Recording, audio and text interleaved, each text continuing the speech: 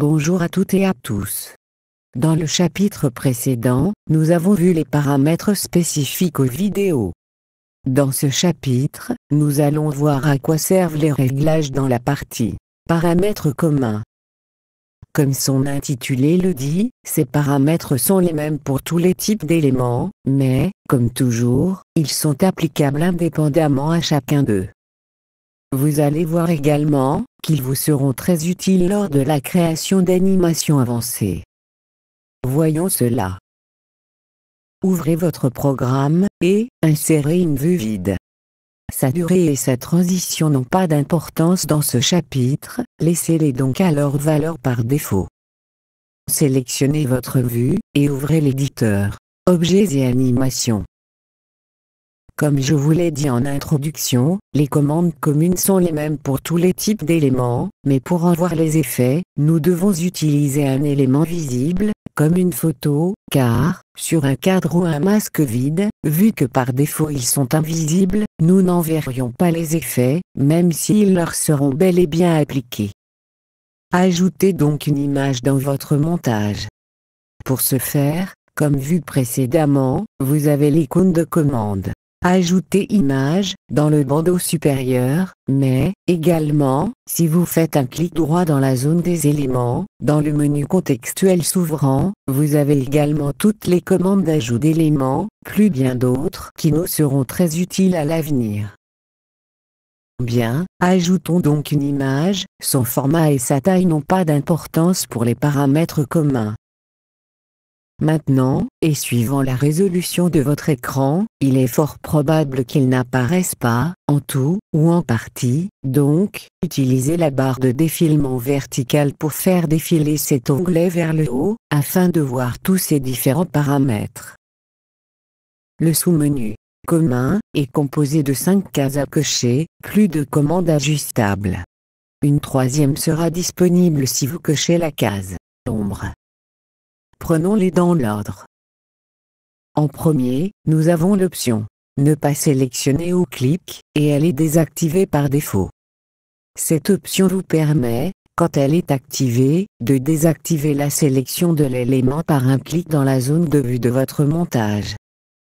En effet, pour le moment, normalement comme vous venez d'ajouter une image, elle est sélectionnée dans la liste des éléments, et, dans votre vue, vous pouvez le constater grâce au cadre jaune l'entourant. Faites un clic dans la partie vide de la liste des éléments, et maintenant, plus rien n'est sélectionné, le cadre jaune a également disparu. Si vous faites un clic sur votre image dans la zone de vue, elle sera à nouveau sélectionnée. Bien, maintenant activez la commande « Ne pas sélectionner au clic », puis, faites un clic dans la partie vide de la liste d'éléments pour désélectionner votre image. Maintenant, si vous cliquez sur votre image, elle ne sera plus sélectionnée. Pour la résélectionner, vous devrez cliquer sur son nom dans la liste des éléments. En fait, cette commande n'a pas d'utilité lors de la création et la vue de votre montage, elle est par contre, très utile lors de montages complexes, avec beaucoup d'éléments, qui souvent, se recouvrent, et donc, cela vous permet de modifier vos éléments à vue, dans la zone de visualisation, même s'il est couvert par un autre, à condition que cet autre ait la fonction « Ne pas sélectionner au clic » activée.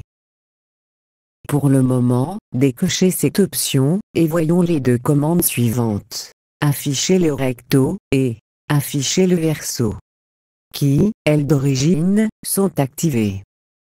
Ces deux options vont vous permettre de définir quelles faces de votre élément seront visibles. Pour mieux en comprendre la portée, donnons une rotation à notre image de 360 degrés, soit un tour complet, sur son axe vertical et sur la durée de notre vue. Allez dans l'onglet « Animation » et, notre première clé étant déjà placée, mettez le temps en fin de vue, puis, cliquez sur le plus pour ajouter une seconde clé à ce temps. Puis, activez la commande « Rotation » et donnez la valeur 360 à l'axe Y. Maintenant, si nous jouons notre animation, nous allons voir alternativement les deux faces de notre image. Revenez dans l'onglet Propriétés, puis décochez la case Afficher le verso. Rejouons notre animation, et nous constatons que la face arrière de notre image n'est plus affichée lors de la rotation. Inversons maintenant les faces actives, décochez la commande Afficher le recto, et cochez la commande Afficher le verso.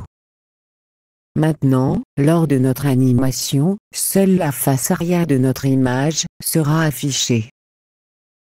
Si nous décochons les deux options, eh bien, notre image sera invisible, quelle que soit sa rotation, ce qui est donc, en principe, jamais utilisé, car où serait l'utilité de mettre un élément invisible dans notre montage?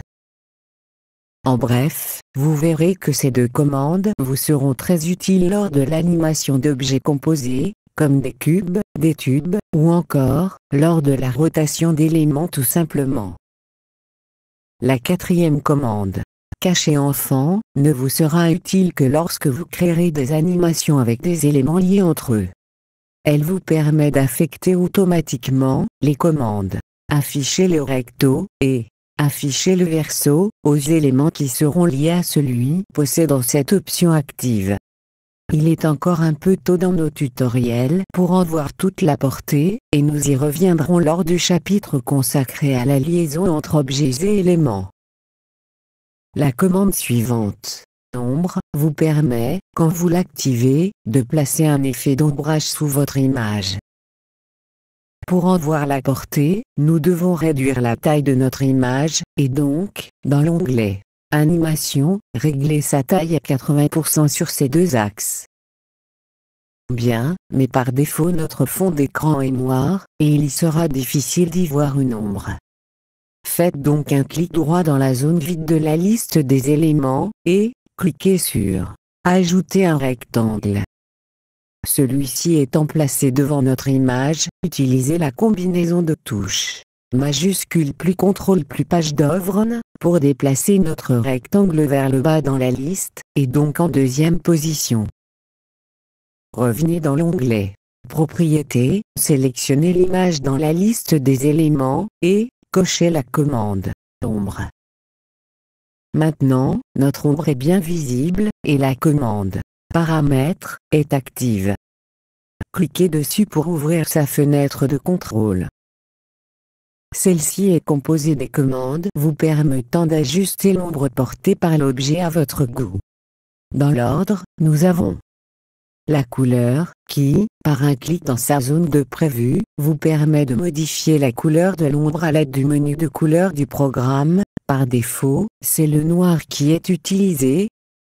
Son opacité, et donc, l'intensité de l'ombre portée, par défaut elle est à 59%, et, plus elle sera élevée, plus l'ombre sera intense, cachant les éléments qui sont derrière elle. L'angle vous permet de définir d'où vient la lumière dans votre montage, et donc, de placer l'ombre en fonction de celle-ci. Par défaut, la lumière est placée en haut à gauche, et donc, votre ombre sera décalée vers le bas et à droite.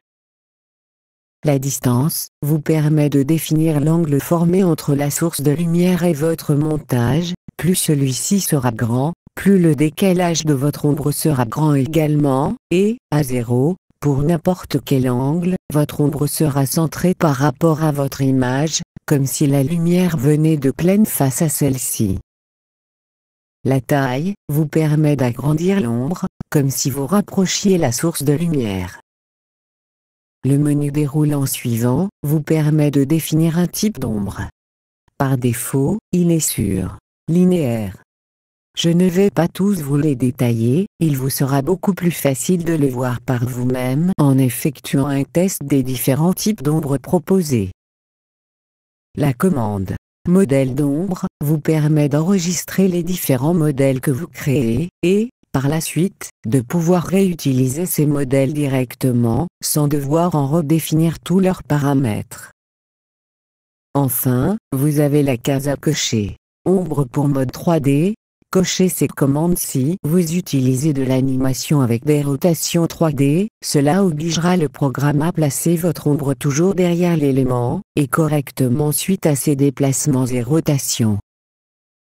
Comme pour la plupart des fenêtres contextuelles, vous devez cliquer sur Valider pour appliquer vos transformations, et, si vous cliquez sur Annuler, ou sur la croix de fermeture de la fenêtre, vos modifications seront ignorées, et l'élément gardera les valeurs d'avant l'ouverture de la fenêtre d'édition. La commande suivante, Mode, vous permet d'ajuster la taille de votre image par rapport à la vue. Oui, un peu comme le rognage d'aspect que nous avons vu précédemment, mais, contrairement au rognage d'aspect, cette commande va permettre que votre image recouvre parfaitement la zone visible, mais, sans la recouper. En concret, vidons notre vue, et insérons une image au format portrait. Si nous utilisons la fonction rognage d'aspect au format 16:9, et que nous utilisons une image d'une personne debout, bien, nous n'en voyons plus que son ventre. Par contre, maintenant utilisons la commande Mode, avec l'option Recouvrir la vue. Oui, nous avons le même résultat, mais, allez dans l'onglet Animation, et déplacer l'image sur son axe Y, et, à présent, nous pouvons en voir la partie qui nous intéresse, disons la tête. Cette commande est plus utile pour les éléments fixes, car, pour des éléments mobiles, dont on ne doit voir qu'une partie de ceux-ci, je vous conseille d'utiliser la commande Rognage d'image, pour en sélectionner la partie qui vous intéresse. Il reste la dernière commande, Intervalle.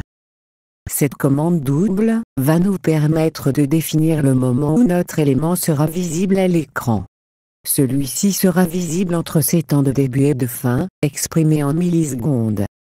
Par défaut, le premier début est à 0, soit au début de votre vue, et le second, à la durée totale de votre vue. Ici, nous avons 5000, car par défaut, notre vue fait 5 secondes, ce qui nous donne bien 5000 millisecondes. Cette commande nous sera également très utile lors d'animations 3D, où certains objets seront par moments devant, et à d'autres moments, derrière d'autres éléments, et, grâce à cette commande, cela nous évitera d'ajouter bon nombre de clés d'animation. Nous y reviendrons en temps utile. Voilà, nous venons de passer en revue les différents paramètres communs, et, dans le chapitre suivant, nous pourrons commencer nos premiers montages, et surtout, voir à quoi peuvent nous servir ces fameux cadres. Merci de votre attention, et, à bientôt dans la suite de ces tutoriels consacrés au programme PTAV Studio 10 Pro. Katrina et Patrick.